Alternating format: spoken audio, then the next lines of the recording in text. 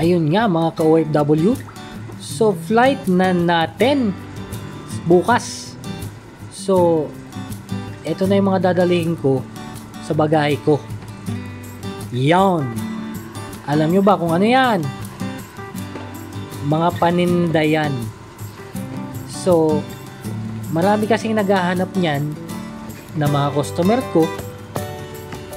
Yan, tulad yan, stick ko, tapos yung mga iba't ibang klase ng noodles na wala sa market dun sa binibilihan ko sa Bata. So, yan yung mga dinala ko, yung mga wala dito. Yung mga wala dito sa Saudi na hindi available sa market. So, kumuha ako ng mga noodles, tapos yung mga dilata, yan. Yung iba naman dyan, meron sa market, kaso mahal. So, syempre sa akin, galing Pinas, mura. So, ibinaba ko lang siya ng medyo kaunti. Kasi, galing nga siyang Pinas.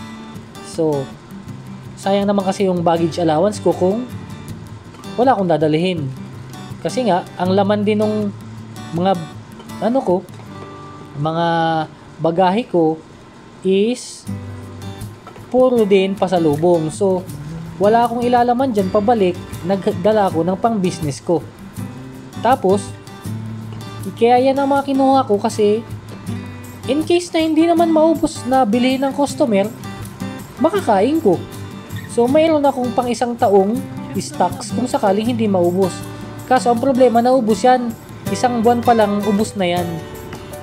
So, ganun talaga ang buhay pag negosyante ka.